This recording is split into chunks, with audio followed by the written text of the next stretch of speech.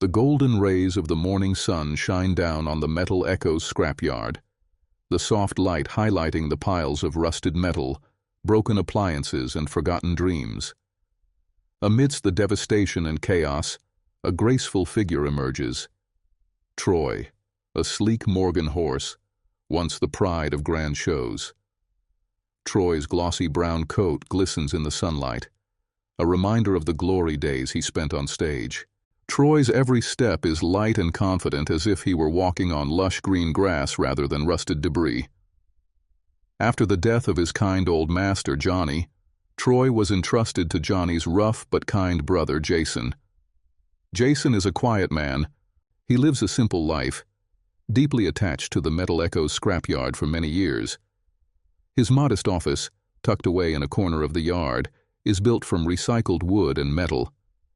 Inside, the walls are lined with old technical drawings and time-worn tools. Although not one to openly express his emotions, Jason finds his life less lonely and more meaningful with Troy by his side. That morning, as Troy roamed freely among the rusty relics, something unusual caught its eye. A stained white blanket, stark against the silver-gray tones of the junk, was wrapped around a newborn baby. The baby's wrinkled face was peacefully asleep, but faint cries occasionally broke the silence of the junkyard. The soft sunlight fell gently on the infant's small face, creating an image of both fragile and sacred. Drawn to the tiny creature, Troy approached cautiously. With its velvet-soft nose, it gently nudged the baby. Troy's eyes reflected curiosity mingled with a protective instinct. A light breeze rustled the nearby grass as if nature itself was harmonizing with the special moment. The baby, awakened by Troy's gentle touch, gurgled happily and reached out with tiny hands to grasp the horse's mane. Troy stood still, like a devoted guardian, shielding the child from the intensifying sun. Time passed slowly, the birds above chirping as if applauding Troy's patience. However, concern grew in Troy's expression as it realized the baby needed more than it could provide. Without water or food, Troy stood there, helpless yet determined not to leave the child's side. Just when hope seemed to wane, Jason emerged from his junkyard office. Tall and introspective, he appeared like a silent hero in this chaotic scene. Taking in the peculiar sight, he approached slowly, amazement flickering in his eyes. Kneeling beside the baby, he gently lifted the tiny girl with his rough but careful hands. Troy let out a soft whinny as if reassuring the baby that everything was now all right. Jason's and Troy's eyes met, and in that moment, an unspoken bond of gratitude passed between them. Jason, the reserved man, now faced the unexpected task of becoming a caretaker. The baby, whom he named Anne, quickly became the heart of his and Troy's world. Anne, with her bright mirror-like eyes and innocent smile, captured the affection of both man and horse.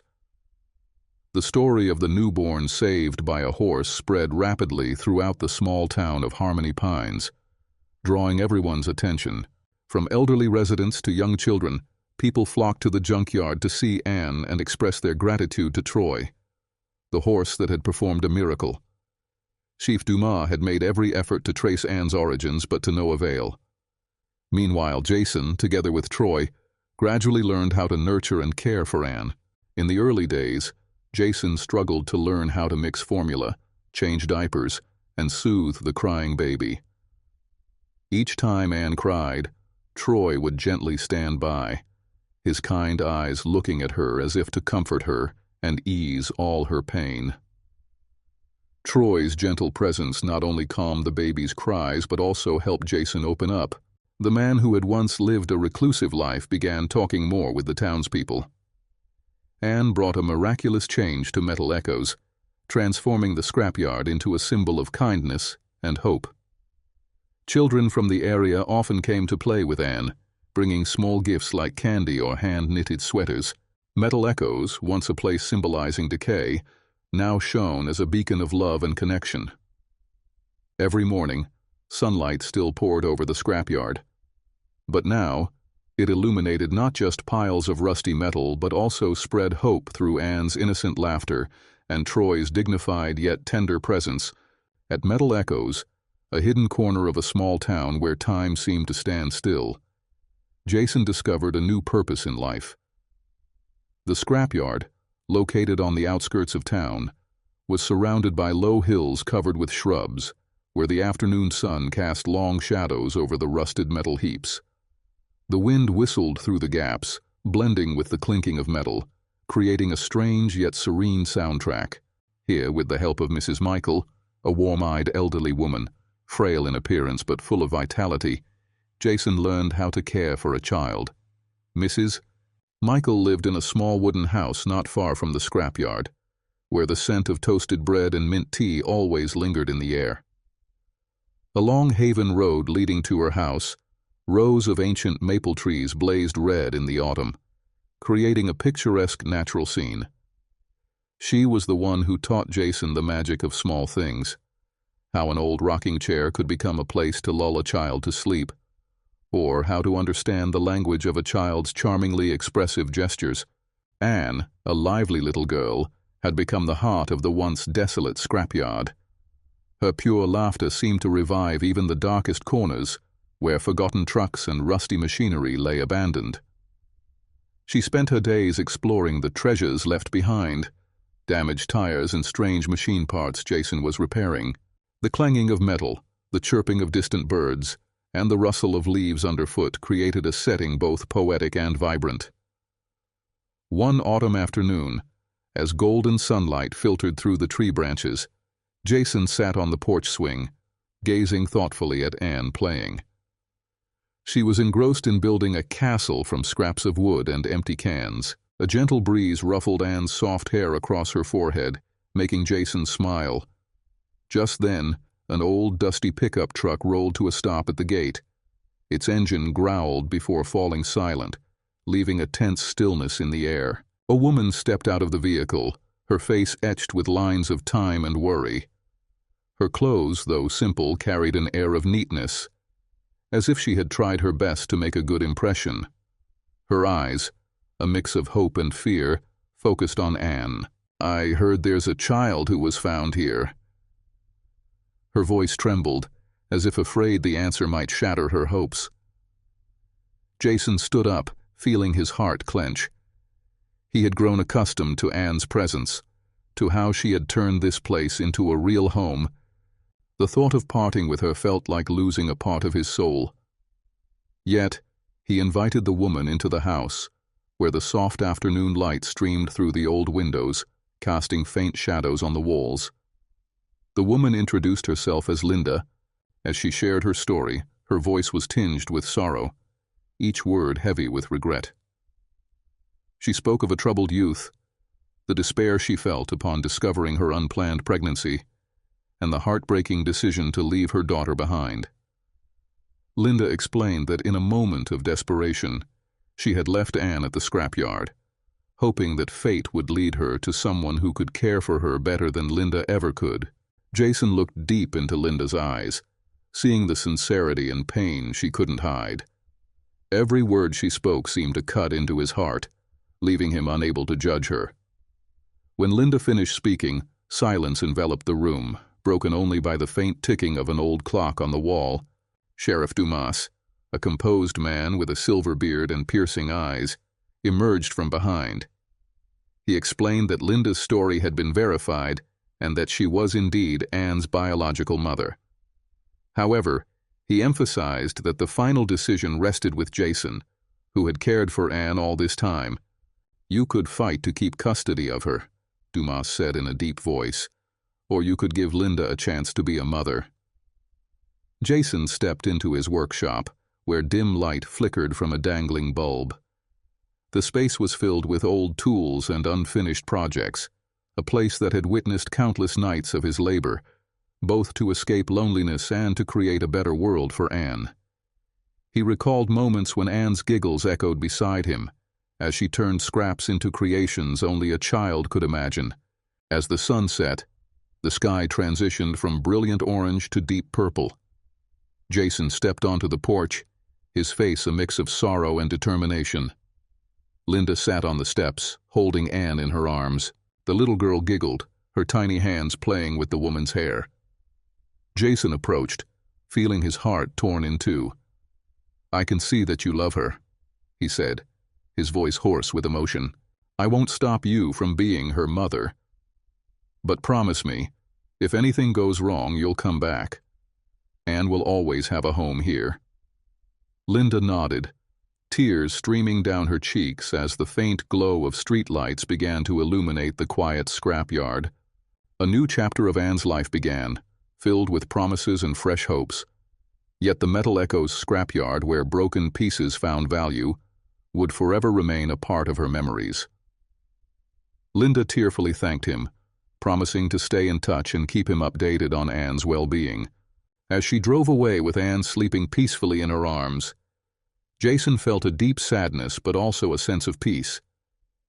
He knew he had done the right thing, even though it meant saying goodbye to the little girl who had become his world. Linda's car disappeared down the long winding road, the trees whispering a gentle farewell in the breeze. Life at Metal Echoes gradually returned to normal, but the quiet that enveloped the scrapyard left Jason feeling more hollow than ever. Once, the yard had been filled with noise. The clanging of metal, the hum of old engines brought back to life, and above all, Anne's laughter as she ran around exploring every corner with bright, curious eyes. Now the silence was heavy. Jason carried on with his daily tasks, sorting scraps, fixing old engines, but everything seemed to lack the vitality it once held. He missed how Anne carefully arranged small trinkets she deemed treasures, and the warmth of her tiny hand clutching his, bringing him an inexplicable comfort. Time passed quietly. Weeks turned into months, and the seasons shifted. Autumn's golden leaves gave way to a harsh winter. Snow blanketed the scrapyard, transforming it into a serene yet lonely scene. The metal fragments sparkled under the weak winter sun, like fallen stars on the frozen ground. Jason often stood outside, gazing toward the hazy horizon through the icy mist. He thought of Anne, imagining her playing in the snow, her cheeks flushed pink from the cold but her smile radiant as ever. Jason occasionally received postcards from Linda. They included photos of Anne, growing taller and healthier, her innocent smile unchanged. One time, Linda sent a picture of Anne seated at a piano, her small hands carefully pressing the keys, her eyes sparkling with focus. Each update brought Jason mixed emotions. Happiness knowing Anne was thriving, but heartache at the growing distance between them. He placed the photos on an old wooden table where the morning sunlight streaming through the window lit up every cherished detail.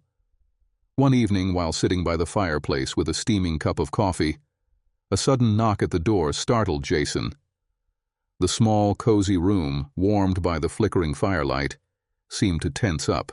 He opened the door to find Sheriff Dumas standing there, his face grave. "Jason, I have news about Linda, and it's not good," he said, his tone heavy. Jason's heart sank, a foreboding sense of dread washing over him. In the dim light of the porch lamp, the sheriff explained that Linda had been in a severe car accident and was in critical condition at the hospital. Fortunately, Anne was unharmed, but had been placed in social services care. Hearing this, Jason felt a surge of worry and fierce determination. He couldn't let Anne fall into the hands of strangers, being transferred from one orphanage to another. She had already endured too much loss, and Jason refused to let her suffer further. Without hesitation, Jason resolved to fight for custody of her. The next day, Jason went to the social services office to express his wish. The office was in an old building with faded light green walls and a worn carpet at the entrance. Inside, the air smelled faintly of old paper and coffee. Emma, a kind social worker, patiently listened to his story. Jason recounted the time he had cared for Anne when she was little, the special bond they shared, and the support from the community where he lived. His voice was slow but full of emotion, his eyes lighting up every time he mentioned Anne as if she were still right there. Emma, moved by Jason's sincerity and determination, agreed to expedite the review process. She explained the legal procedures and gently added, "Jason, I'll schedule a home visit for tomorrow. If everything checks out, I believe we can complete this process quickly." Jason thanked Emma wholeheartedly. As he left the office, stepping into the gray sky and bitter cold wind, his heart burned brightly with hope. Back at Metal Echoes, Jason threw himself into preparing the house. He meticulously cleaned every corner of the small home. Anne's little bed was still there, but Jason added a new, softer, and warmer blanket. Her favorite toys were cleaned and neatly arranged in the corner of the room. He also fixed the heating system to ensure the house was always warm and comfortable. The house seemed to come alive again, not just because of the careful preparations, but because of the hope filling Jason's heart. That night, Jason sat at his desk, looking at a picture of Anne. Outside, snow fell softly, blanketing the junkyard in a quiet layer of white, covering the shards of the past. Jason silently promised himself, no matter how difficult the journey ahead, he would bring Anne back to where she truly belonged: family. Jason immediately set to work refurbishing the small house that stood modestly on the edge of the junkyard, a forgotten corner of the world. The house, though small and somewhat worn, had a simple beauty that mirrored its owner's soul. Jason carefully reinforced the walls, repaired the roof, and ensured everything was safe for a young child. He cleared the wild grass that had overrun the yard, replacing it with a small garden where he planted a few wildflowers he had gathered from a nearby field. The space now exudes warmth, offering a sense of peace and renewed hope. Inside, Jason prepared everything necessary to welcome Anne. He selected each piece of furniture thoughtfully: a small bed with pastel sheets, a few simple wooden toys he had crafted himself, and a star-shaped nightlight to chase away the darkness. Anne's room, though modest, radiated warmth and love. Jason spent the evening imagining his new role as a father. He knew life would change completely, but he was ready to embrace every challenge ahead. The home visit went better than expected. Emma, the social worker, couldn't hide her surprise and admiration as she stepped into the cozy home. Her eyes lingered on every detail: the neatly arranged toys, the countryside painting Jason had hung on the wall, and, most of all, the way he cared for Anne with such devotion. She could see Jason's love for the little girl in every gentle gesture, from how he cradled her to the soft laughter as he comforted her tears. A few days later, the official news arrived. Jason was granted temporary custody of Anne. His heart overflowed with emotion, excitement mixed with nervousness. He drove his old truck to pick up Anne, traveling down dusty roads lined with rustling trees. Anne, nearly 1 year old at the time, was a lively little angel. Her bright eyes sparkled with curiosity and delight at the world around her. Though Jason knew the road ahead wouldn't be easy, he believed that with love and patience, he and Anne could build a happy family together. The first few weeks with Anne were a challenging journey. Jason quickly realized that caring for a toddler was no simple task. Anne began exploring every corner of the house, from cabinets to the little garden. Jason had to watch her closely, sometimes barely stopping her from playing with dangerous objects.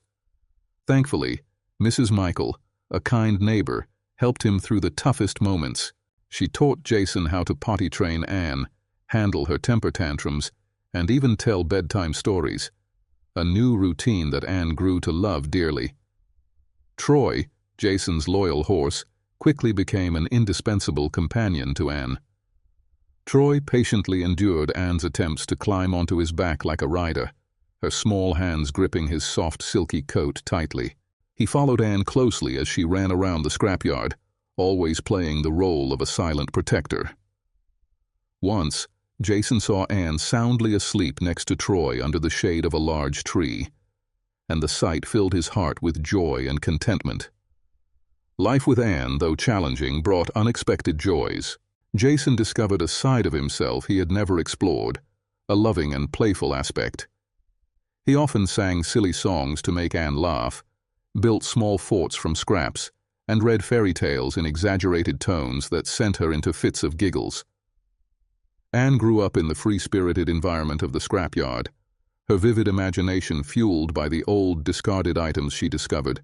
Once, she picked up a broken hand mirror and called it a magic door, making Jason chuckle. One sunny afternoon, Jason stood from afar, watching Anne chase butterflies across the meadow. His heart ached as he thought of Linda, Anne's mother, lying on her sickbed, unable to witness these precious moments of her daughter's life. The thought compelled him to do something to connect Linda and Anne, even if only for a brief moment. He packed Anne's favorite toys and a few outfits and drove to the hospital. The small hospital room, with its sterile smell, created a stifling atmosphere. But Linda's eyes lit up when she saw her daughter. Tears streamed down her face as she weakly stretched her arms to embrace Anne. At first, Anne was shy, but she quickly grew comfortable, her tiny hands gently touching her mother's gaunt face. Jason stood silently in a corner, quietly observing this poignant scene. When dusk fell, it was time to leave. Anne fell asleep in Jason's arms, and Linda whispered her gratitude with a choked voice. "She's wonderful. Please take good care of her." On the way home, Jason's heart was overwhelmed with emotions: love, responsibility, and hope for a brighter future for Anne. Hospital visits gradually became an essential part of their lives. Every few weeks, Jason drove his old truck, taking Anne and Troy to visit Linda.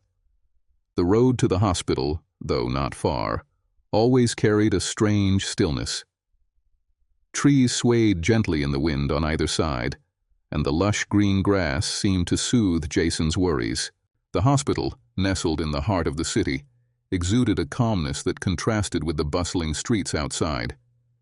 Each window reflected sunlight, creating tiny dancing rays on the ground. Every time they met Linda, Anne would dash in with sparkling eyes of joy, while Jason walked in more slowly, noting every small change in Linda's appearance. Over time, her health visibly improved. Her cheeks grew rosier, and her voice gained vitality. The bond between Linda and Anne deepened, like an invisible thread tying their once separated hearts together. Jason stood from a distance, silently observing, pride mingled with sorrow. He knew that one day Anne would return to her biological mother's embrace, but for now, he wanted to cherish every moment with her. Jason wasn't just a caretaker, he was a creator of a colorful world for Anne. The Metal Echoes scrapyard, with its heaps of jumbled, rusting materials, became a magical sanctuary. Here, Jason transformed seemingly useless things into imaginative creations. He made a swing out of an old tire, hanging it from a towering oak tree in the yard. The tree's branches swayed gently in the wind, producing a soft rustling like a lullaby.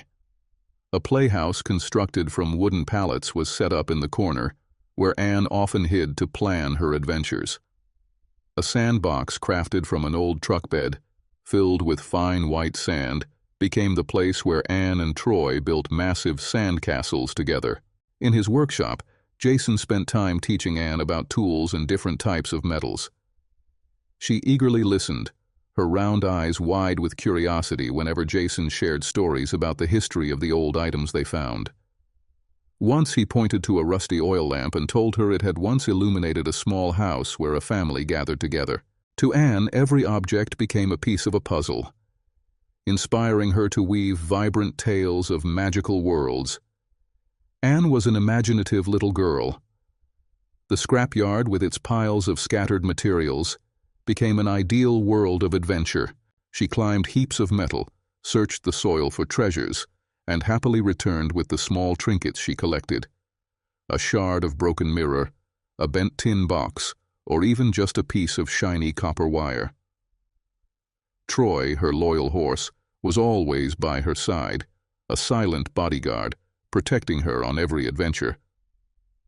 One day, while wandering through a hidden corner of the scrapyard, Anne discovered an old bicycle. Although rusty with flat tires, peeling paint, and a torn seat, Anne's eyes lit up with excitement. "Jason, "Can we fix it?" she pleaded, her voice full of hope. Jason smiled and nodded. In the days that followed, he worked tirelessly, replacing the tires, patching the seat, and repainting the bicycle with a bright pink coat. When the bike was finished, Anne's joy was boundless. She spent hours riding it around the scrapyard, her cheerful laughter echoing through the space, mingling with the sound of Troy's hooves kicking up little clouds of dust as he ran beside her. Jason often stood at the workshop door, holding a steaming cup of coffee, his gaze filled with affection as he watched Anne. To him, Anne was not just a part of his life. She brought him joy and meaning he had never known before. Over time, their bond grew stronger. Anne saw Jason as a hero, someone she always turned to for protection. One evening, as they sat together on the porch swing, watching the sunset paint the sky in vibrant shades of orange, pink, and purple, Anne suddenly turned to Jason, her clear eyes full of curiosity. "Jason, are you my dad?" The unexpected question left Jason momentarily speechless. He looked into her starry eyes, feeling the love and trust radiating from them. After a brief hesitation, he replied, his voice hoarse but steady. "Anne, I may not be your biological father, but in my heart, I've always been your dad. And I'll always be here for you no matter what." Anne beamed, her small arms wrapping tightly around Jason. She whispered, "I love you, Dad." Jason held her close, his eyes glistening with tears. The sky before them seemed to glow brighter as the first stars began to twinkle. He knew that even if Anne were to return to Linda someday, the special bond they shared would never be broken. The Metal Echoes scrapyard, with its rusty piles of metal, magical stories, and the sincere love between Jason and Anne, had brought them together as a real family. In this world, they found not only joy but also their true selves. Spring arrived, bringing an air of hope and a surge of energy to the Metal Echoes scrapyard. Unexpected blooms sprouted in little corners, birds chirped melodiously, and warm sunshine invited everyone to step outside. Anne, now a vibrant and lively girl, spent her days laughing as she chased butterflies and explored the vast world around her. Meanwhile, Linda continued her recovery journey with determination. She regained her strength and committed herself to physical therapy, driven by a strong will to reclaim her independence. Phone calls between her and Anne became more frequent, each filled with laughter and joyful stories. Jason could sense Linda's happiness in her voice, despite the lingering ache of missing her daughter. One afternoon, Linda called with surprising news. She was being discharged and would return to Harmony Pines the following week. She wanted to meet Anne to discuss the future. Jason's heart skipped a beat, knowing that this moment was inevitable, yet it still made him uneasy. He prepared Anne for the news, explaining that her mother was coming back and they would spend time together. Anne was thrilled at the prospect of seeing her mom, chattering endlessly about the games and stories they would share. On the day Linda arrived, the sky was clear and the sunlight golden. Jason tidied the house, baked cookies, and picked wildflowers to create a warm, welcoming atmosphere. When Linda stepped inside, her face lit up, her eyes sparkling with a mix of joy and nervousness. Anne ran into her mother's arms, hugging her tightly and planting kisses on her cheeks. Linda held her daughter close, tears of happiness streaming down her face. That afternoon, they played together in the yard, Linda's laughter blending with Anne's, creating a heartwarming scene. Jason stood on the porch, watching with a bittersweet smile. He recognized the unbreakable bond between mother and daughter and its irreplaceable nature. When the sun set, the three of them gathered around the kitchen table, sharing a simple meal of sandwiches and cookies. Linda, her voice filled with gratitude, thanked Jason for taking such good care of Anne. "You've done an amazing job," she said, her eyes shining with love and appreciation.